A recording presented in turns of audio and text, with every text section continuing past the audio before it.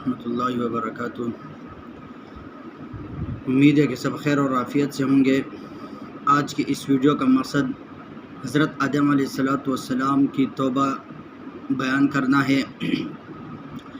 گزشتہ کل کی ویڈیو میں فرشتوں کی توبہ پر بات ہوئی تھی، تو آج انشاءاللہ حضرت آدم علیہ السلام کی توبہ کے مطابق بات کریں گے۔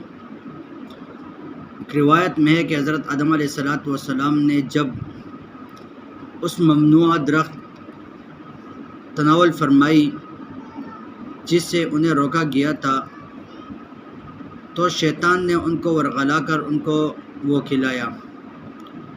تو جب انہوں نے اس کو کھا لیا اور ان کے جسم سے کپڑے اور زینت کے جتنے بھی چیزیں تھیں وہ سب اتر گئی۔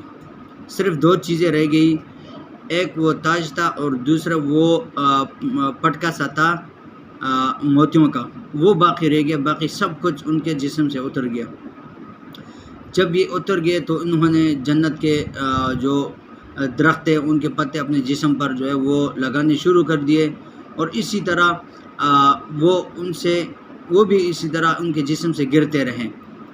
تو بالآخر وہ بہت حیادار آدمی تھے، تو انہوں نے اپنی حوا علیہ السلام بیوی سے کہا کہ چلو اللہ تعالیٰ سے دور چلتے ہیں، یعنی جنت سے نکلتے ہیں کہ جاتے ہیں۔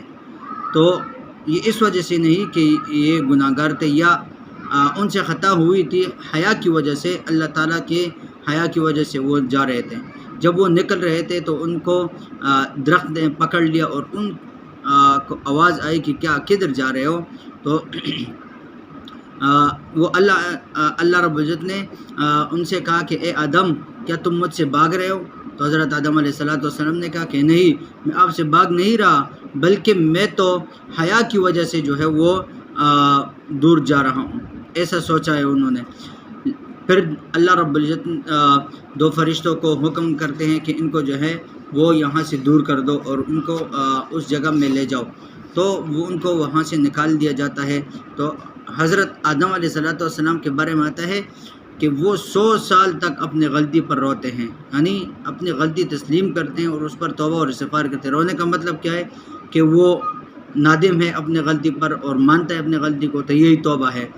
اور اسی طرح اپنے گھٹنے پر سر رکھ کر اسی طرح کرتے تھے، اور اپنے آنسو جو کہتے ہیں کہ ان کے آنسو اتنے زیادہ گر جاتے تھے کہ زمین پر جب گرتے تھے تو زمین کے وہاں جگہ سے درخت اور گھاس اگتے تھے، اتنا زیادہ روتے تھے، مطلب کہ پانی کی طرح وہ روتے تھے۔ اور اسی طرح کہتے کہ اتنا آنسو کی وجہ سے پتھروں میں سوراخ ہو گئے تھے، اتنے زیادہ رو رہے تھے۔ تو یہ تھی حضرت آدم علیہ السلام کی وہ رونا اور دونا، مطلب توبہ۔ تو ایک اور اسی طرح یہ چلتا رہا۔ پھر 7 دن کے بعد اللہ رب العزت نے ان کو مخاطب کر کے کہا کہ اے آدم، تو یعنی 7 دن اللہ کی ناراضگی میں گزار دیے۔ اس کے بعد تو اللہ رب العزت نے مخاطب کر کے کہا کہ آپ نے یہ کیا حلیہ بنایا ہے، کیسے رنجے اور کیسے جو ہے وہ سر جھکائے ہوئے ہے، اور اسی طرح کہ یہ کیسی مصیبت ہے جو آج میں دیکھ رہا ہوں۔ تو وہ حضرت آدم علیہ السلام نے کہا کہ اے میرے الہ، اے اللہ، میری مصیبت جو وہ اتنا عظیم ہے، اتنا بڑا خطا ہے کہ میرے رب سے تقدس کی جگہ سے نکال دیا، کہ مجھے اس مقدس جگہ سے نکال دیا اور مجھے ذلت کی جگہ پر جو ہے وہ لا گیا، خوشبختی کی جگہ سے لے کر بدبختی کی جگہ، راحت اور سکون کی جگہ مشقت کی جگہ میں لا گئے مجھے، آرام اور سکون اور اطمینان کی جگہ سے نکال کر مجھے جو ہے وہ دار الفنا اور دار البقاء سے نکال کر دار الفنا کی طرف لے گئے، اور اسی طرح امن کی جگہ سے نکال کر دھوکے کی جگہ میں لا کے کھڑا کر دیا، اور اسی طرح اس پر غم نہ کروں تو کیا کروں۔